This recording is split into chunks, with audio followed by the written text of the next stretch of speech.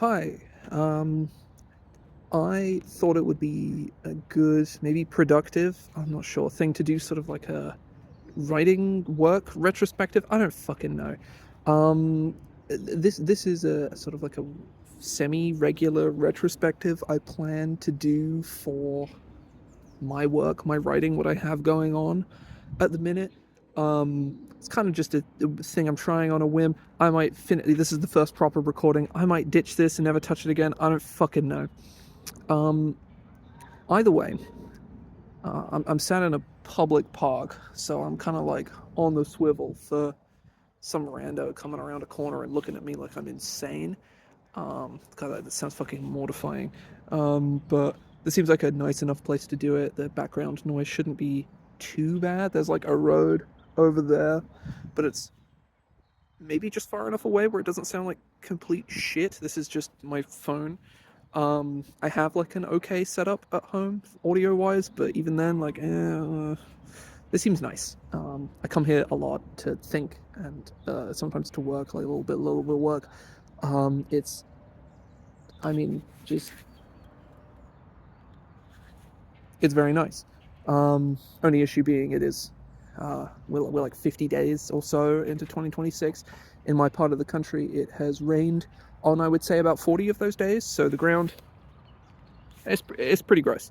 Um, the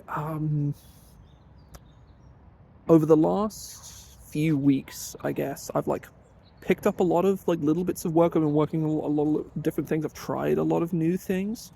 I really should have prepared a list, but honestly, this was very, very impromptu. Um, the first thing is this year I am starting to um, hair out of my fucking face. Trying a new project, I guess, of releasing monthly one page like system neutrally adventures onto itch. I put out the first one almost a month ago now. The second one will be going up at the probably the end of this week. I got like some. I want to do like a last thing through on it and like pick out some bits, find any typos or whatever. And while the first one didn't see like a huge bump in it didn't instantly like skyrocket my click through rate or whatever. Like it didn't skyrocket my analytics or anything like that. It it's seen a notable bump. That kind of like, it feels really obvious to say, especially as someone who's been doing this for as long as I have, to as small as an audience as I have. But yeah, people like free stuff. And also they're fun to write. Like they're good exercises of like creativity and work. Like the more I see people do it, the more I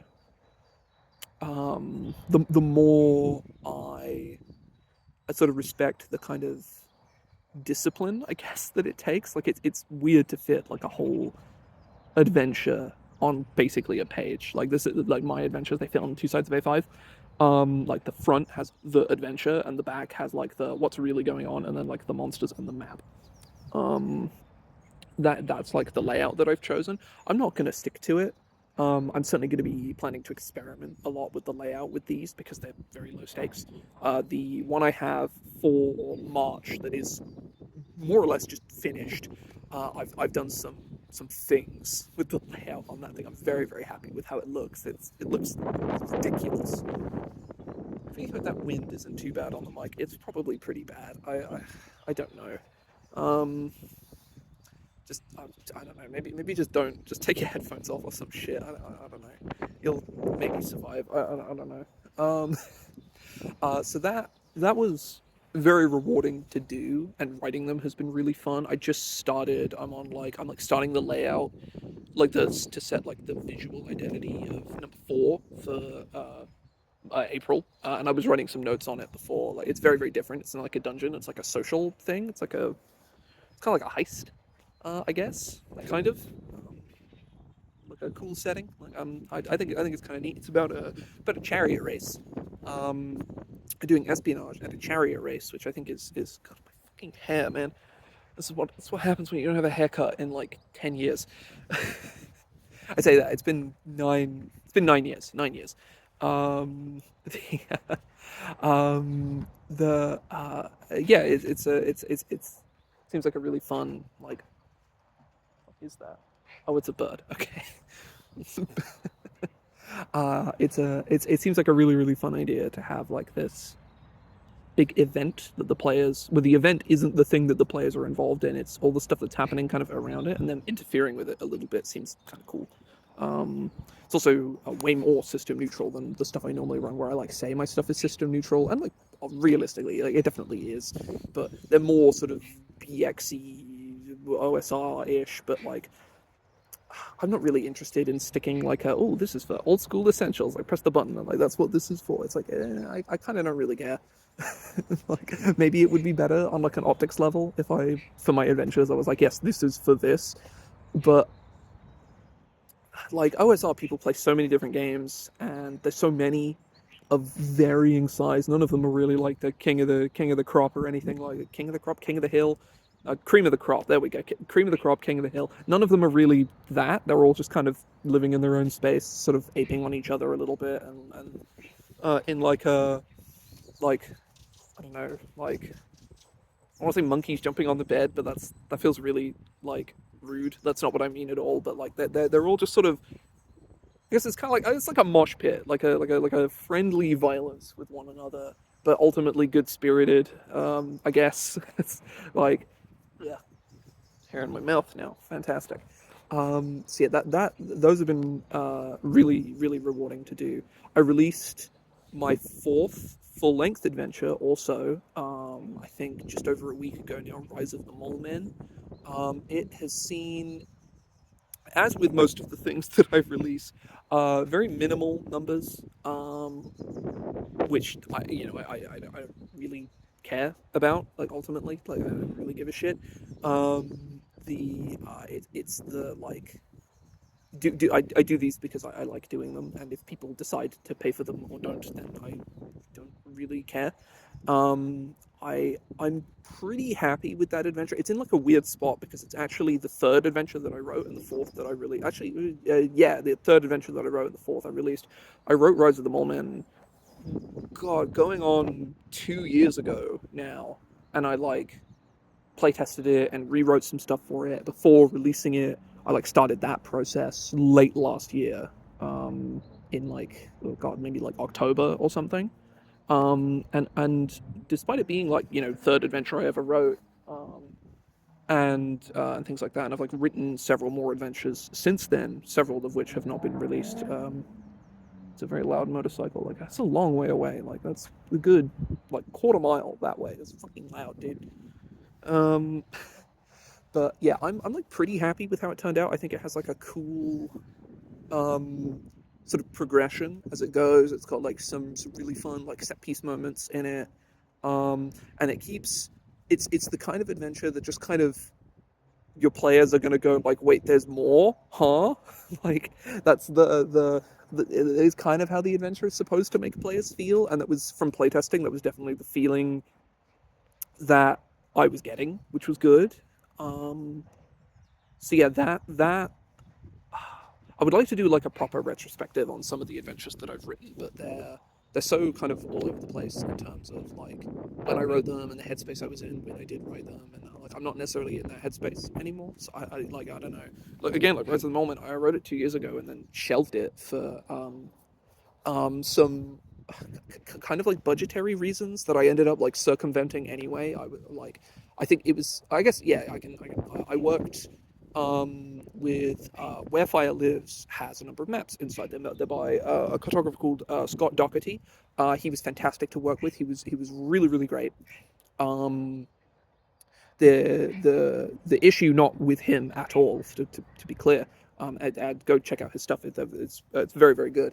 I forget his handle off the top of my head of like what he actually like trades under, but like Scott Doherty like cartography, he will find him. I hope anyway.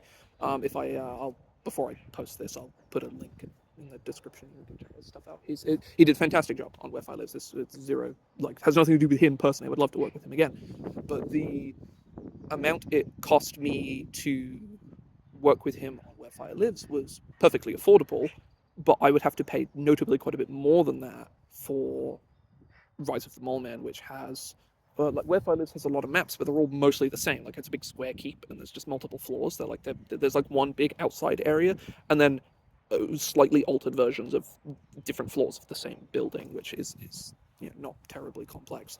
Um, and then but with Rise of the Mole Man, there's like multiple big like areas with complex components, and they all look very different to each other. They're all laid out completely differently. It would cost a hell of a lot more. Is the thing. I just couldn't afford that. And in the end, I went fuck it, and I've been using point maps basically ever since, and I'm very glad for it because there's just um they're just easier to work with. Like they're with somebody like me on a veritable shoestring budget. As much as I would love to work with cartographers, I would absolutely work with Scott again, particularly. He was really, really great. I just can't afford it, right? I can't. Like, my profit margins are basically non-existent. Like, I spend almost nothing on books, and I make almost nothing on books. And I would love for that to change. I have avenues by which I could pursue to try and make it change. I would like to pursue them. It's just yeah, marketing hard. Um, Marketing not fun. It's hard, and I don't like it. So it's kind of a kind of like feels like an impenetrable wall a lot of the time. I have spoken with like some marketing people before for like, and I've gotten like good advice, like objectively very good advice, but it's like very difficult to like act because a lot of the advice basically boils down to you need to do a bunch of things you're not comfortable with doing, and not like morally questionable things, just things I personally am like, I don't know if I can do that. um, but that's a hurdle I'm like determined to try and like surmount this year if I can. All right, what the fuck else am I doing? Um,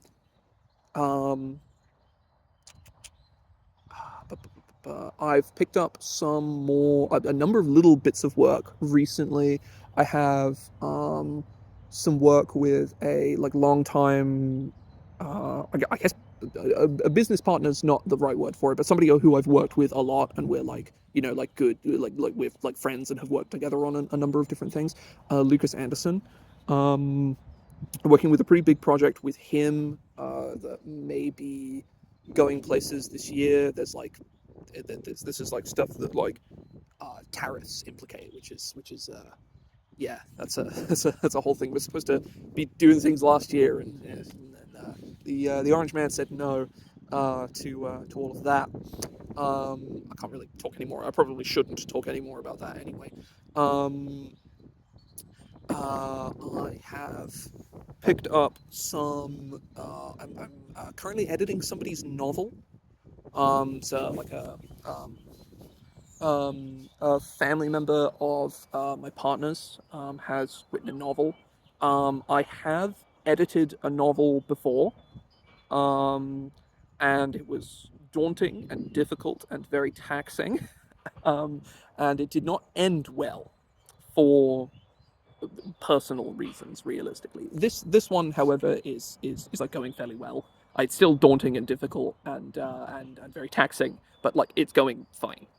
It's oh boy, one day I'll fucking tell people like publicly tell the story of that first novel I edited, but I probably shouldn't. So I'm not. I'm certainly not going to now. Plus, this is already 15 minutes long. We'd be here for another hour. Um,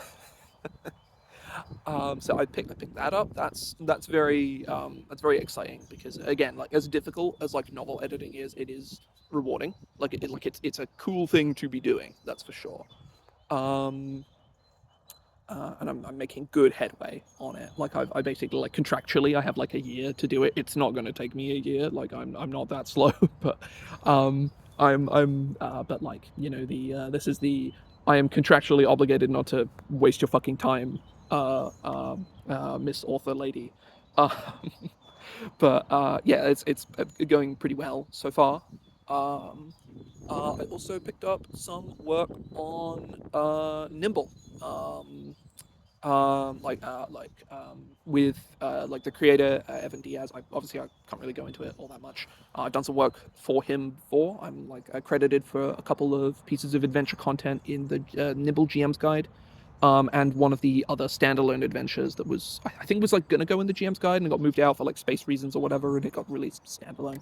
So yeah, I'm working on a number of different bits and pieces for him because he is absolutely swamped with. I mean, his Kickstarter is doing phenomenally. It's like super cool to see. The like people embrace like other forms of play, particularly like like indie stuff. Seeing like a design space born out of people who started with. Or I don't know Evan's specific background, but like people who are very very clearly inspired by fifth edition, like which is um, I'm not like a 5e defender. I'm not like a brave soldier of Wizards of the Coast or anything like that. But I do genuinely like fifth edition. Like I like it. It is my game of choice. I am probably a part of the. There's a lot of people who play 5e because it's the system that they play. I've had the privilege of being able to explore a number of systems, particularly in the last like few years, and I found a lot of systems I really love and would love to run again, but none of them have been like dump 5e, throw it away, and run this thing instead. I don't know if there is a game out there that will ever do that. And I think like I'm fine with that. I think that's okay. Um, I the other book I released this year, Arcana Esoterica, which is probably the last thing I will ever personally publish for 5e because the third party scene is just dead. It's just dead and buried. It's gone forever. I don't think it's ever coming back, which is sad, but it happened a long time ago, and I think I'm kind of really properly over it now. Um, the foreword in that is really just about like for people like me who like genuinely actually love fifth edition and like what it is. There's a certain je ne sais quoi or whatever. It's way too. It's fifth edition. It's not that precious, but there's a certain thing that 5e does for me personally that maybe it doesn't for you. Maybe it does. I don't know. The It just hits for me in a specific way that works. Like it doesn't do everything that I want a game to do. Not it's certainly not perfect. Good fucking god, it is not. But there's a certain way that it hits that other games just don't. And I don't know if I'm ever going to find a game that hits like it. And part of me kind of doesn't want to, and that's the part I don't like. Because I would like the possibility of that being a thing, but there's part of me back in my head that's like, no, stick with the thing that you know, stick with it. And I think I probably will, no matter what. Like I know I'm a creature of habit, but I do genuinely love it. Like warts and all, really. Um, but yeah, I say I'm rattled on for 18 minutes. Good fucking god. I will probably go now. I should probably go home. It's probably going to rain again. I fucking hate this town, man. It's hell.